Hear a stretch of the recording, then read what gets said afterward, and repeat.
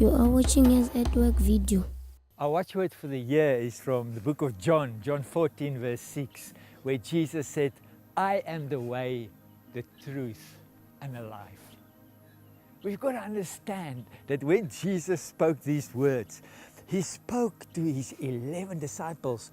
Judas already left, and Jesus was alone with these 11, and he spoke intimately and deeply to them.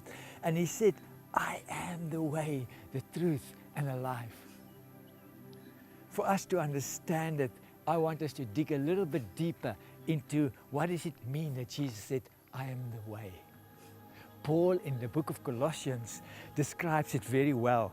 Paul says in Colossians 1, in Jesus, the invisible God was dwelling.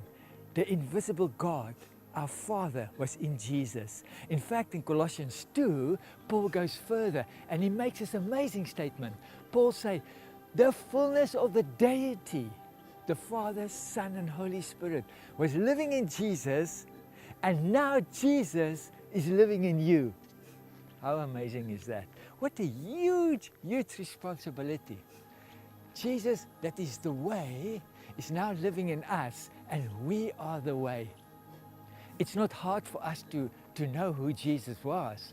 In Luke it said, Jesus looked at the crowd and he saw sheep without a shepherd, people harassed, abused, tired, and he had compassion on them.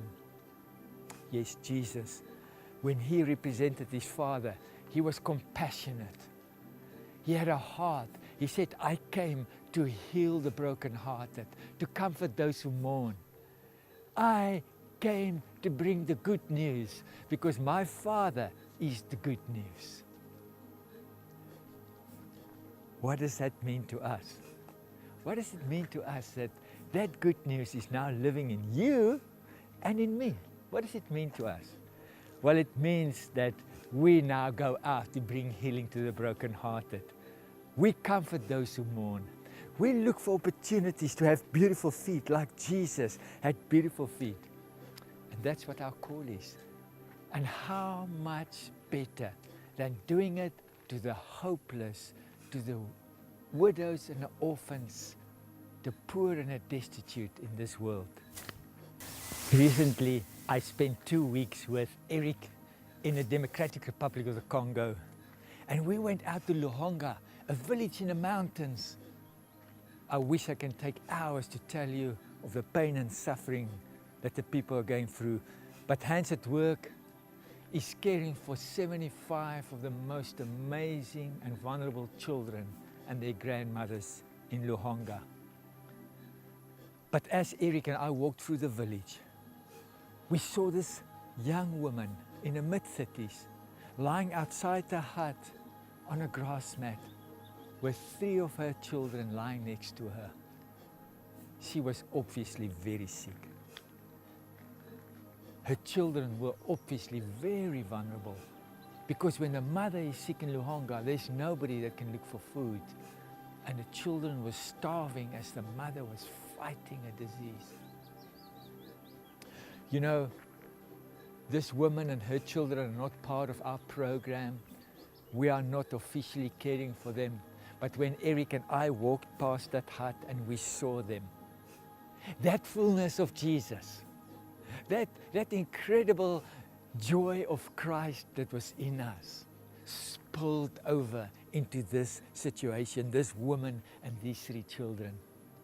We didn't ask, are they part of our program? We didn't ask, do we have a budget? We looked at it and we responded because Christ responded to us. We had no choice. Of course, we were not going to walk past them. You know, as I flew back to South Africa, I thought about that. Women, children, right in front of us. How did we respond? How do you respond daily? Maybe where you come from, there's not poverty like I saw in Luhonga, but there's pain and brokenness. People who are desperate for help and support. Jesus lives in you. The fullness of Jesus. And that makes you somebody with very good news. Thank you for joining us. www.handsatwork.org